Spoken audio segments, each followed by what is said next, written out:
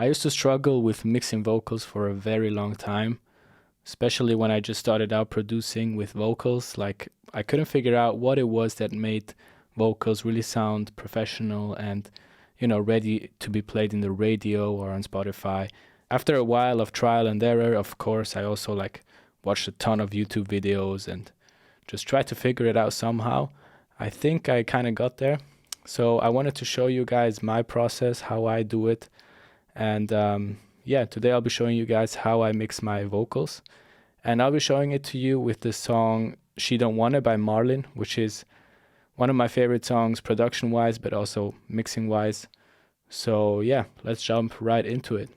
Okay, so the first thing you want to make sure when you do vocals is that the recordings are actually good. So that means that you're using a decent microphone. I'm using this one right here. It's a Shure SM7B.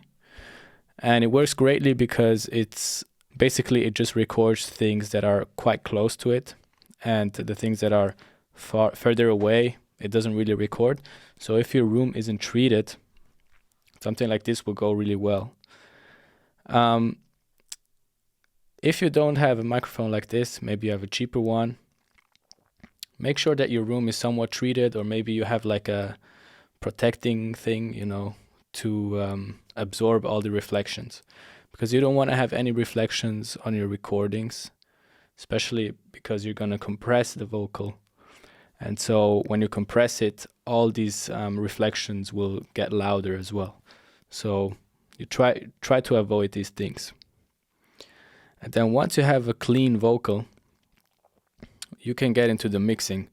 And I used to think that it takes so many different EQs and compression and all these kind of things, until I someday realized that it doesn't need that much. You don't actually need that much. You only need compression, some EQ, and some de-essing, and maybe some OTT to enhance it a little bit. So I'll show you guys how I did it here in this track with Marlin. Basically, we have these recordings, and I'll play it to you guys without any editing. I've had better days since you've gone away. I'm changing my old ways, but not for you. So you can tell that the recording is pretty clean. I've had better days. You can hear some of the room that we're in, but it's very little, so you don't really realize it. So basically, what I do is I create one group for the main vocal, and this way I can, when I'm recording, I know I always have the same editing, like the same settings on the main vocal. If I need to create a second track or something, I can just easily do so, leave it in the group, and I know I will have the same editing. So this is what I did here. I have this group, the main one, and then I have like different tracks in this group and they all have the same editing. In the track itself, I put in the track itself, I use some tune. So I'm tuning her vocal a little bit. I've had better days. I really like Waves tune. I also have auto tune, but it creates latency, first of all, and second of all, I don't really like the sound. So this one is a great tool to create some clean vocals. I put it on 60 milliseconds here, and the scale obviously B minor. I've had better days since you've gone away. I'm changing my old ways. So when I process my vocals, the first thing that I do is EQ it. So I have this Pro Q right here. I've had better days since you've gone away. And I'm really just cutting off some of this really low end, I've had better days, which would be interfering with the low end in the track, and we don't want that. All kind of low end we want to remove wherever we can. I've had better days. So I also reduced some of these frequencies right here in the 100 to 500 hertz region, because mostly this kind of frequency creates like this muddiness. But you want to be careful here, because if you take away too much, you will really lose like the depth of the vocal, and it will sound very shallow. So you have to be careful here when you remove this kind of frequencies. I've had better days since you've gone away. I'm changing my old way. So this is the first step, and the second step is basically compression. And compression, I realized, is the most important thing to make a vocal sound really good. So Ableton actually has a great preset for lead vocals, which is called sustained lead vocal. Basically, the ratio is pretty high, so it's 5.5 to 1, I've had better meaning that it's compressing quite aggressively. The attack is at 0.08 milliseconds, so it's also very low, meaning that it's going to compress very quickly as soon as the signal comes in. And the release is on 56 milliseconds, meaning that it will stop compressing as 53 milliseconds after the vocal or the signal comes in. So you can use this on your compressor as well if you don't use Ableton.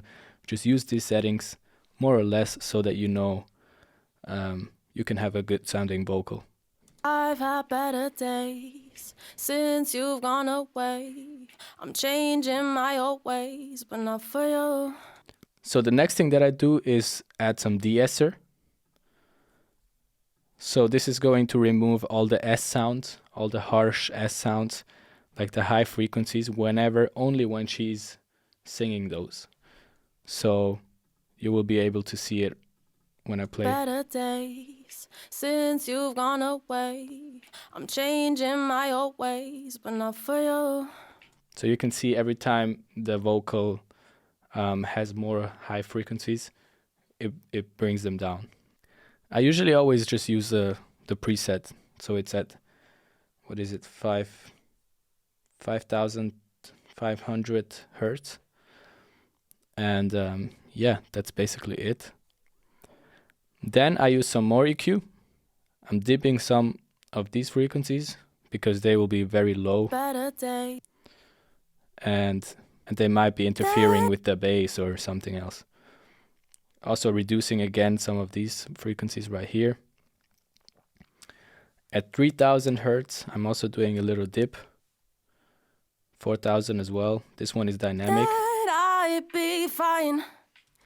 I realized that in these frequencies, there also often is like some harshness, which you can remove quite easily with either just doing EQ, or dynamic EQ works really well because every time it gets louder there, it's going to bring that down again. I'd be fine. As you can see here.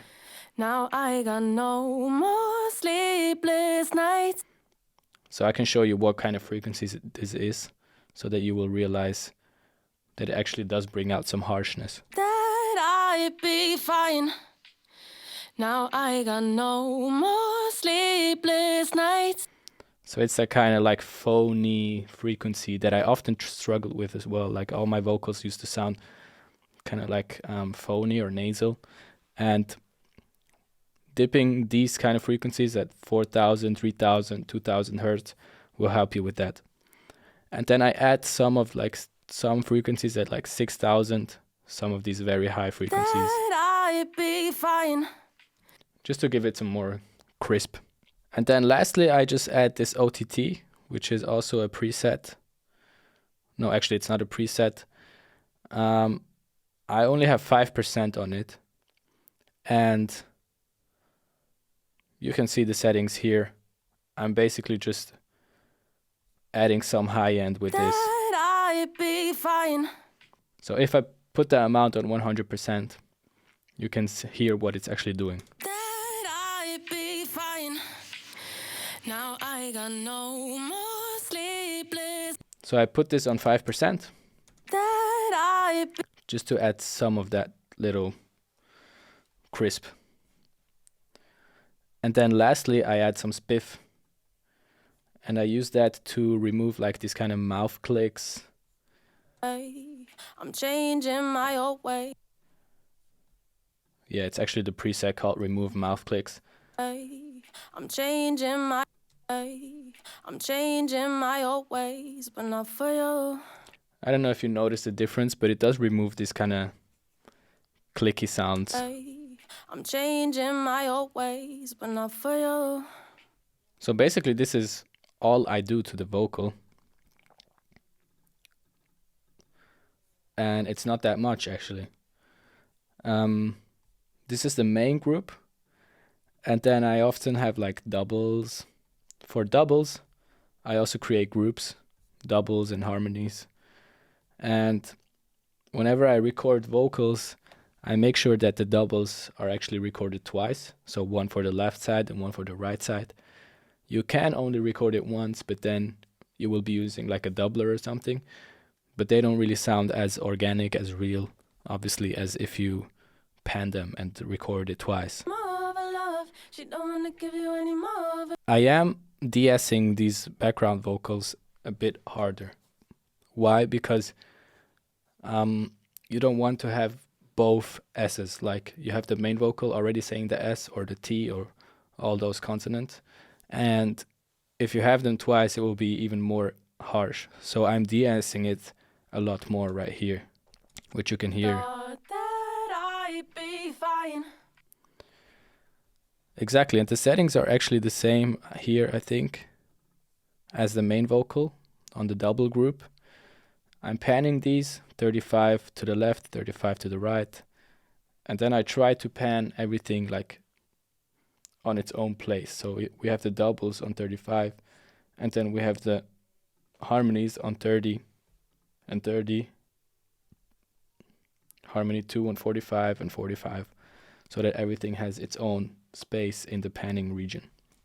Thought that I'd be fine. Now I got no more sleepless night. The only thing that I'm adding here is an imager. 1, 2, 1, 2. She don't wanna give you any more of her love. She don't wanna give you any more of her trust. She don't wanna. Basically automating the width of the background vocals. So, as you can see, in the verse they're more tight, they're more in the middle. Thought that I'd be fine.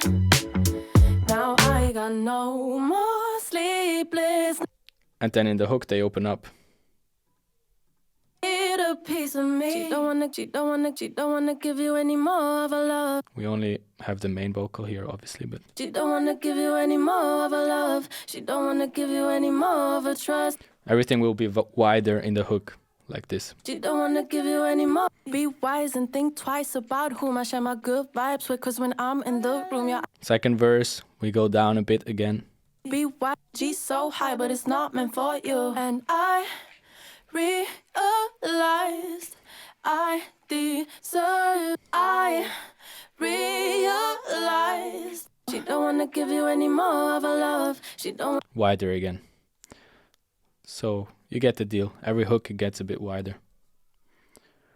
And basically that's about it. What I do with ad-libs as well is I use an auto pan, meaning that it moves from left to right automatically. So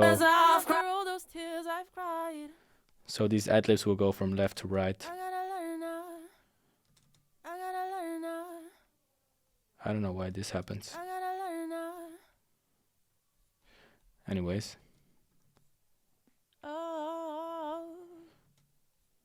Same here.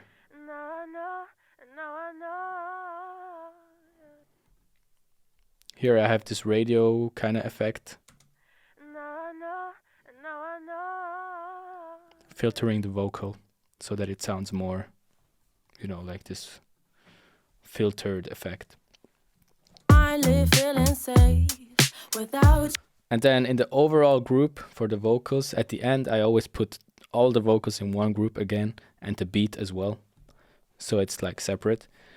And I then add some UAD pull tag, which is basically an EQ as well. So I'm removing some of the low end and I am boosting some of the high end. I live feeling safe without you in my space. I never thought that. Without it. I live feeling safe. With it. I live feeling safe without you in my space. It's very subtle. I have some compression again. I live feeling safe without you in my space. I never thought. Peak compressor, so it's just reducing the peaks. Release at 50 milliseconds, attack at 2 milliseconds, and the ratio is 2:1. I live feeling safe without you in my space. Very subtly just compressing that to reduce the peaks whenever, if there's any left. I live feeling. Because usually the one compressor I'm using here should already do that. But, you know, I'm just like making sure everything's good. I live. And then we have some more EQ. Cutting off that low end again. I live feeling safe without you in my. Reducing some of that 270 frequency. I live feeling safe without you in my space. And then I'm kind of de-essing it a bit more again. I live feeling safe without you in. To reduce those very high frequencies a little bit. And yeah, that's basically it. With reverbs and delays, I always work with the returns. So I have the group, which is, I have one reverb right here, which is a shorter one. I live feeling safe. So it's at 2 seconds. And then I have a longer one, which is at 4 seconds.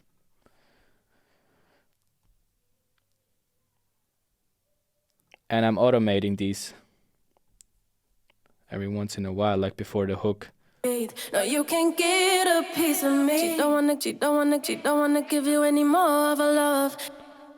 Just to create like some tension and whatever. And yeah, I use these returns because just to make sure that all the reverb is just one, and it's not like many different ones adding up. So if you use a reverb for every track, you're going to add up so many reverbs that they're gonna flutter the mix. So you don't want to do that. Not flutter, but muddy it. You want to use one reverb for all of the signals that need a reverb on them. No, you can get a piece of me. She don't wanna give you any. And then I'm actually sidechaining the reverb to the main vocal, meaning that when the main vocal is playing or is singing, the reverb will go down in volume. Oh, those tears I've cried. And when she stops singing, it comes up again.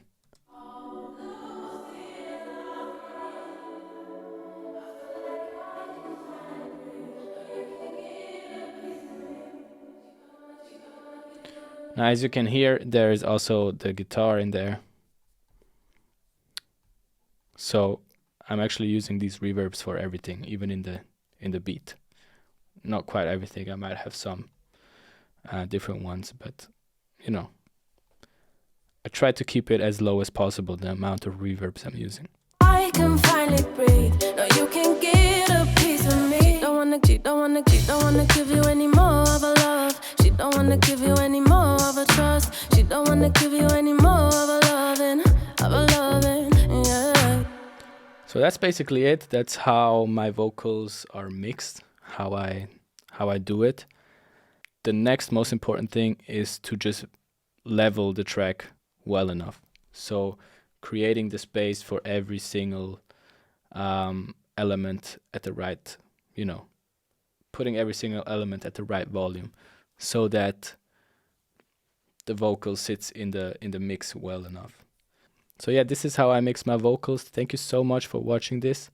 If you have any questions, you can always hit me up, either comment on this video, or you can hit me up on DMs, on Instagram, or via email, whatever you want. I also do help out producers and artists with producing and mixing. So if you want to learn more about that, I have a link below where you can just book a call and we can talk about it and see how I can help you with it. And if we can work together, of course, I'll be looking forward to it.